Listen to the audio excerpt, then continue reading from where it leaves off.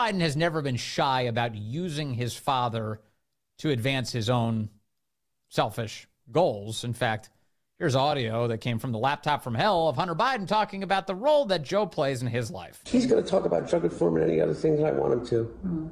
He'll talk about anything that I want him to, that he believes in. If I say this is important to me, then he will work a way in which to make it a part of his platform. My dad respects me more than he respects anyone in the world, and I know that to be certain. Yeah, in fact, over the weekend, Joe Biden met with his family, the news media are telling us, to discuss whether or not he's going to stay in this race. And it turns out, at least among Jill and Hunter, the pressure is on to stay in and to run as president of the United States. The New York Times says one of the strongest voices imploring Mr. Biden to resist pressure to drop out was his son, Hunter Biden, whom the president has long leaned on for advice. Said one of the people informed about the discussions, who, like others, spoke on condition of anonymity to share internal deliberations. Here with more details, Garrett Ziegler joins us now. He's the founder of Marco Polo and a former deputy to Trump White House advisor Peter Navarro. Garrett, good to have you back with us, sir.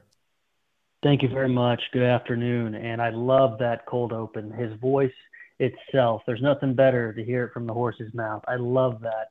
You know, we found that recording that you played, Vince, on the iPhone backup file. It's an hour-long conversation. We were the first group in the world to publish it, and we transcribed it. And in that audio, apart from what you played, which I think you hit the nail on the head, it's the most important part of the audio. But in that audio, he also says Joe thinks of him as a god. So anybody in America who thinks this is just a black sheep son who they have sidelined is delusional. This guy is still at the table today, even though all of this has been shed. All the light has been put on his laptop and the contents thereof. It's incredible. And that audio is not merely Hunter talking a big game to impress a woman, because Joe has said on a routine basis that Hunter is the smartest man he knows. The New York Times is reporting today that the president has, quote, long leaned on Hunter for advice. So Hunter's not merely making up his status in Biden world. He's confirming it. No, it's all great points. And this is somebody, Philippa Haran, his interlocutor, who there is no evidence that he had a sexual relationship with. And so this is not some, prostitute that he's bragging to. No, that's a great point. And it just goes to show that Hunter's lawsuit against me personally and our group, which, by the way, this is new since I spoke with you last, the judge in our case in Los Angeles, who was appointed by Joey, denied our motion to dismiss and our anti-slap. So now Hunter is in what we'll call active litigation with us. His motion survived a motion to dismiss, and that opinion was written by somebody his daddy put on the bench. And 90 days later, he gets our case randomly, and I put randomly in quotation marks. Yeah, it's really crazy what's happening, and definitely crazy what you're going through. You're on the receiving end of all of this political corruption. And there's another litigation piece. I know people don't just want to hear about our legal travails, but just in the last 24 hours, there's new litigation from Hunter in New York State court. Our lawsuit with Hunter is in federal court. This one is in New York State court against Fox Corporation, Fox Nation, for displaying quote unquote intimate images. They're utilizing a 2019 law that is called Section 52B, and I have it here in front of me. And they have, first of all, the lawsuit is ridiculous. I have 3 points to make, and everybody should go read it. It's online. It's on our X page, Marco Polo 501c3. And, hilariously, Vince, he got Jussie Smollett's lawyer to file the case for him.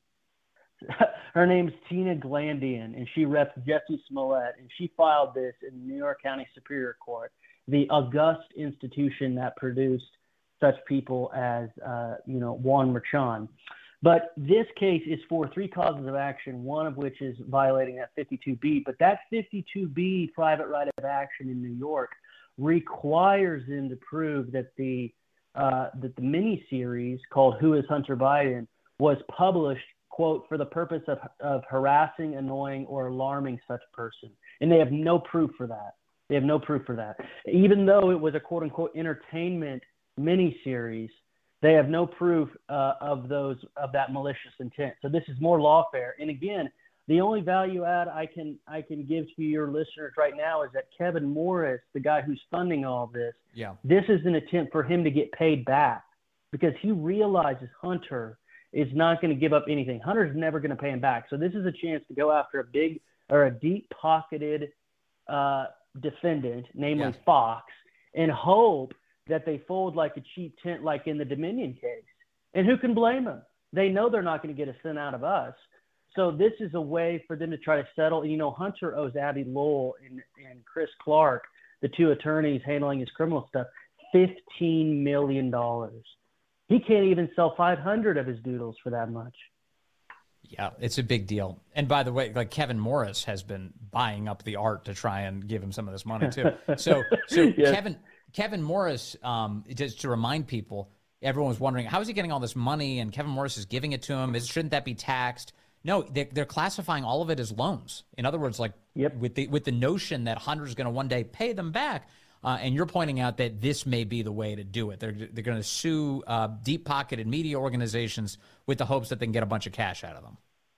Precisely. Because, you know, when we told Morris this, a friend of mine told Morris this in 2022, he said, you know, haven't you been through the laptop? The Bidens don't pay anybody back, even landscaping contractors. Hunter was involved, and the Congress just revealed his involvement in that case where they screwed over the poorest Indian tribe in the nation, the Oglala Sioux, on a junk bond scheme. Mm-hmm. And Hunter, in his reply back to the SEC, said, oh, by the way, treat this with confidentiality because my daddy, who's the VP, doesn't want any unwanted media attention.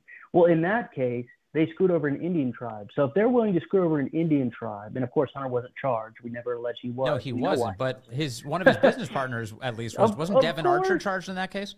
He was, and he's getting resentenced next month in August. But he got a very friendly judge, the sister of Dan Abrams, a left-wing legal commentator in New York City who you know of and who probably many of your viewers and listeners know of. Dan Abrams, his sister was the one who presided over the trial of Devin Archer, Hunter Biden's business partner, and Bevan Cooney and all these other people, Jason Galanis. And so the play here is very interesting because, number one, it doesn't meet the statute bar for intimate images. And then they say there's an unjust enrichment cause of action. Yeah. And Hunter's asking for all the profits made from this documentary miniseries. And they said it's quote unquote entertainment and it's a fictionalized trial. So that is the only novel legal question. But the key thing is Morris wants paid. And again, this matters to the American public because Morris is holding the 10% share in BHR, which is the state-backed investment fund, which is the most important finding on the laptop. In China, just to be clear, the state you're referencing is China. China owns I should say this that, company. yes. Yeah. Yes, yeah, and they're not just any state, right? Most humans explicitly live in this state, and they founded this with Hunter back in 2013. In 2021, Kevin Morris, quote unquote, buys this 10% stake from Hunter when in fact all he did was subsume the debt because hilariously for finance people, this will be funny for them. Hunter never even put up his own liquid cash to get the 10%. What he did was another partner in the deal, a Chinese person named Jin Wang, lent Hunter the money, and then the annual distributions from that went to pay Jin Wang back. So not only did they give Hunter a 10% carve out in a multi-billion-dollar Chinese state-backed fund, they didn't even make him put up the liquid cash. Now, hilariously, they made Archer put up the liquid cash, which just goes to show their priority. Right. Archer was just the handsome guy who actually knew business, whereas Hunter was the complete figurehead. They didn't expect him to know anything in finance.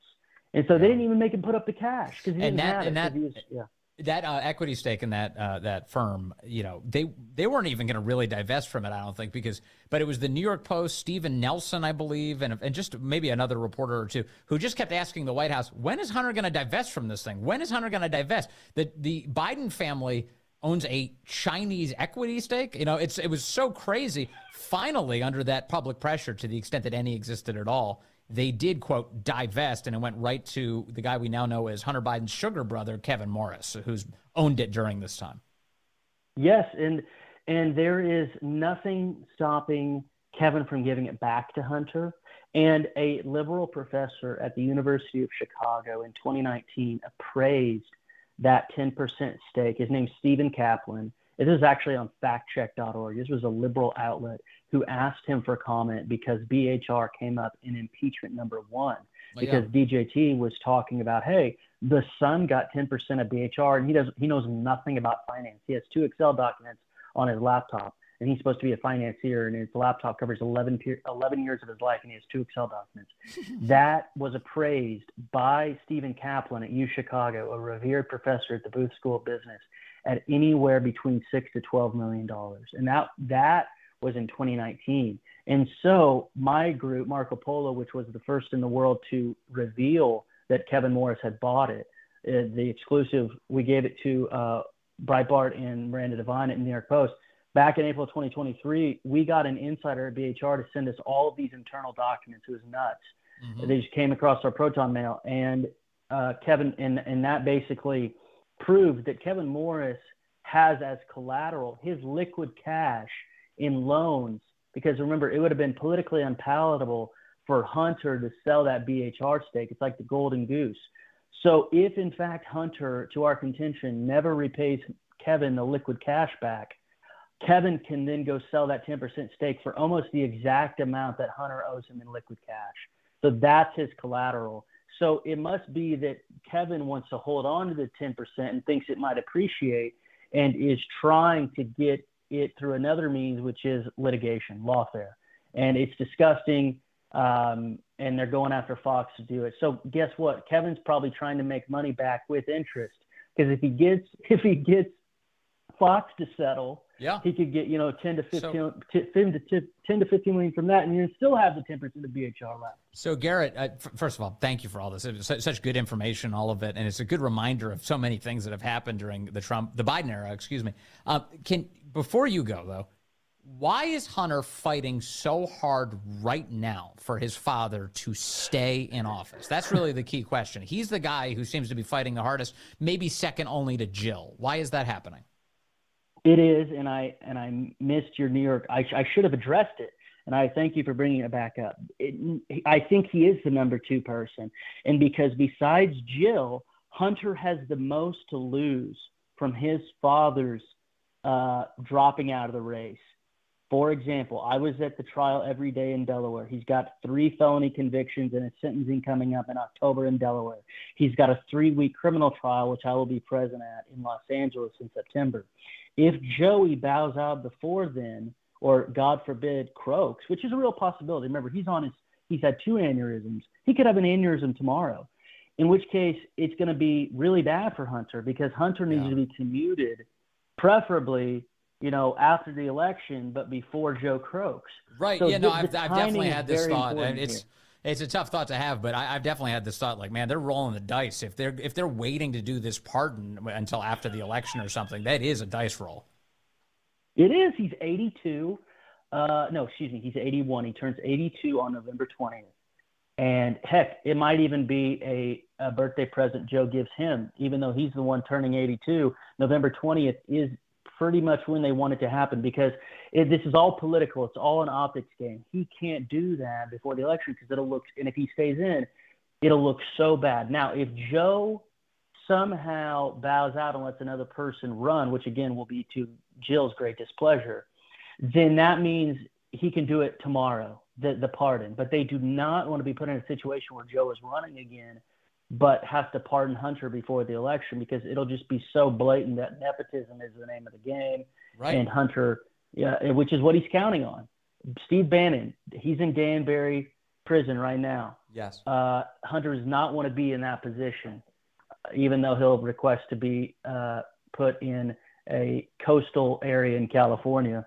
But I think, hey, this is my last value add. The trial in September is much more important and carries much heftier penalties.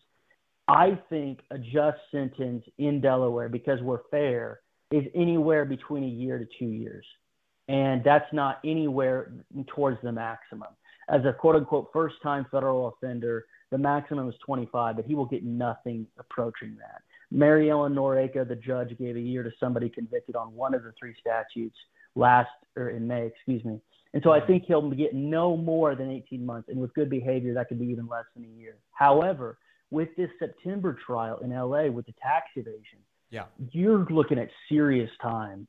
It could be anywhere like around 10 years. So it's more essential that he gets commuted for any potential sentence if he gets found guilty in that vis-a-vis Delaware. Yeah, well, not if Biden. Joe Biden might be able to stop it, but the clock is running out. That's for sure. Hey, Garrett Ziegler. It's a weird position. It's a very weird position. What a weird time we're living through. Garrett Ziegler, Marco Polo, and also former Trump White House advisor to Peter Navarro. Speaking of guys who've been imprisoned by the Biden administration. Garrett, thank you, sir. Good to have you with us.